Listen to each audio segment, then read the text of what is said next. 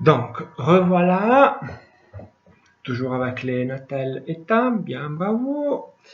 Donc, exercice 28. Il faut dessiner les liaisons à hydrogène entre les fonctions carboxyle de l'acide éthanoïque ou acide acétique. Donc, sachez que, en effet, comme je vous dis dans la brochure, hein, l'acide éthanoïque, quand il est concentré, on le trouve, hein, en effet, comme ça, des données spectroscopiques que vous avez l'année prochaine vous disent que l'alcool éthanoïque est souvent accouplé de cette façon. La spectroscopie est vraiment géniale, hein, vraiment très amusant. Vous avez des graphes, et à partir des graphes, vous trouverez comment la molécule est faite. Je sais que souvent je ne suis pas trop enthousiaste par rapport à certains aspects de la chimie, mais ça c'est vraiment très amusant. C'est comme faire des quiz, si vous aimez des quiz. Bon, non, pour moi c'est pas grave. Puis, exercice 29. Non, tout ça pour vous dire, quand vos profs l'année prochaine vous diront « Oh, maintenant on va s'occuper de la spectroscopie », sachez que vous commencez à un chapitre qui peut être amusant. Voilà, bon, passons. 29. Les premiers 4 anions carboxylates sont ceux-là. Il faut juste enlever le H et vous obtenez carboxylate. Les noms: méthanoate, éthanoate, propanoate, butanoate. Ou, c'est vrai, je ne les ai pas écrits, je vous les dicte alors. Formiate, si vous pensez à l'acide méthanoïque comme acide formique, vous avez les formiates.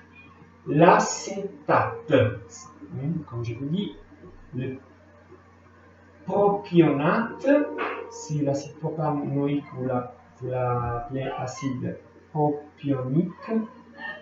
Et butyrate, c'est l'acide butanoïque, vous l'appelez acide butyrique. L'acide butyrique est l'acide qui se trouve dans le beurre qui devient rince. Il pue vraiment beaucoup et effectivement butyrique, en génois par exemple le beurre, qu'en italien on dit burro, en génois on le dit butiru, du latin butyrus. Donc l'acide butyrique dans le butyrate, si jamais.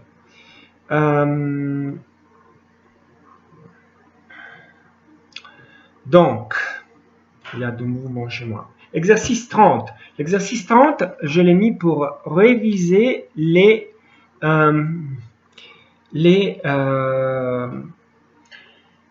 réactions redox. Les réactions redox avec les molécules organiques sont un peu plus complexes parce qu'il faut décider le nombre d'oxydations de chaque carbone. Alors, le nombre d'oxydations de chaque carbone, vous le décidez parce que, groupe par groupe, il faut que le carbone, groupe par groupe, vous devez obtenir quelque chose de neutre. Exemple. Donc, je vous demande de oxyder l'acide, non, le propanol à acide propionique. Hein. Donc, vous voyez que le propanol est l'alcool avec 3 carbones. CH3, CH2, CH2, OH.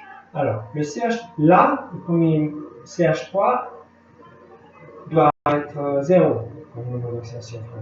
Donc, si vous avez chaque hydrogène avec 3+, le carbone doit être à 3 mots.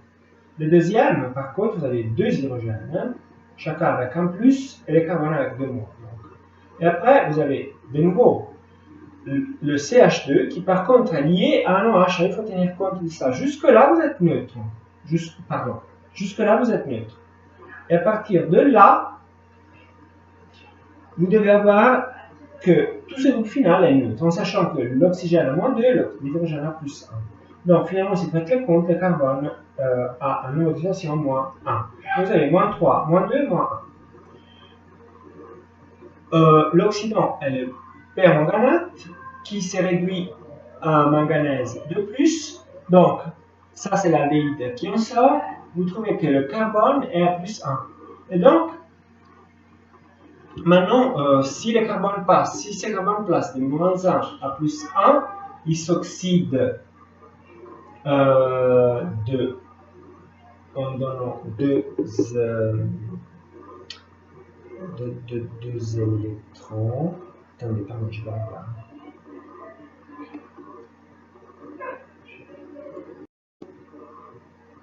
Oui, en effet, 2 électrons, là. Et puis vous êtes dans l'environnement acide, donc vous avez 5H+, de ce côté-là. Le permanganate s'est réduit à manganèse de plus, donc vous savez que vous devez rajouter des molécules d'eau là et des H+ de l'autre côté. Vous multipliez par 5 et par 2 pour avoir le même nombre d'électrons d'un côté et de l'autre. Vous faites la somme, vous trouvez la réaction finale là. Et puis l'exercice 31. Vous avez des estérifications. Je vous donne la fiche. Faites-les, mais faites-les avant et après vous copiez. Il y a aussi les noms des esters que vous obtenez. Si jamais vous me dites si vous ne comprenez pas, par mail ou par le commentaire. Merci.